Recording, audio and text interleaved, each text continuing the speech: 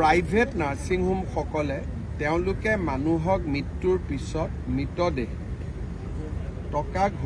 টকা দিব নোৱাৰাৰ অভিযোগত মুকলি কৰি নিদিয়ে। দ্বিতীয়তে তেওঁলোকে বহুত পেচেণ্টক টকাটো দিব নোৱাৰাৰ কাৰণে অতিৰিক্ত দিন নাৰ্ছিং হোমত থাকিবলৈ বাধ্য কৰায়। মই স্বাস্থ্যমন্ত্ৰী ডাঙৰীয়াক কৈছো যে এটা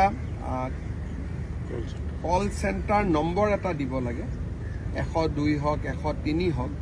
যি পেচেণ্টে এনেকুৱা অসুবিধা পায় তেওঁলোকে যাতে লগে লগে সেই কল চেণ্টাৰটোত ফোন কৰি দিয়ে আৰু আৰক্ষীয়ে গৈ পেচেণ্টজনক হস্পিটেলৰ পৰা লৈ আহিব পাৰে। কাৰণ ভাৰতৰ সংবিধান আৰু আইনে কোনো ব্যক্তিৰ মৃতদেহ ধৰি ৰখা বা কোনো পেচেণ্টক টকা দিব নোৱাৰাৰ কাৰণে ধৰি ৰখাৰ অনুমতি নিদিয়ে।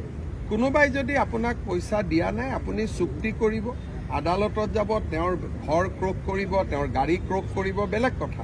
কিন্তু মানুহজনক ধৰি ৰখাৰ নিয়মটো নাই। সেইটো আৰ্টিকল 21ত লিখা আছে ভাৰতৰ সংবিধানৰ যে জীৱন সকলোৰে অধিকাৰ, ইয়াক কোনেও কাকো ধৰি ৰাখিব নোৱাৰে। ইভেন পুলিচেও কাৰোবাক ধৰি ৰাখিলে কোৰ্টক জনাব লাগে। নাৰ্ছিং হোমে মানুহক ধৰি ৰাখে, কোৰ্টকো নজনায়, পুলিচকো নজনায়, মাটি বাৰী বিক্ৰী কৰিব বাধ্য কৰায়। গতিকে এই বিষয়ে আমি চিন্তা কৰি আছো। আপোনালোকে ভাল খবৰ এটা পাব। 2 দিনতে আমি ইয়াৰ ওপৰত এটা কেবিনেটত আলোচনা কৰি এটা সিদ্ধান্ত ল'ম যাতে নাৰ্ছিং হোমত পেচেণ্ট আৰু ডেড বডি দুইটাক যাতে ধৰি ৰাখিব নোৱাৰে।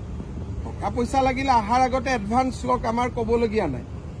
আৰু মইতো নাৰ্ছিং হোমসকলক সদায় কওঁ যে এনেকুৱা পেচেণ্টক আপোনালোকে ল'ব যোনে আপোনালোকক টকা দিব পাৰিব।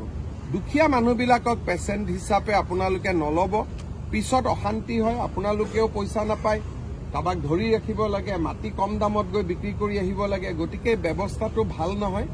এই ক্ষেত্ৰত আমি কঠোৰ সিদ্ধান্ত আমি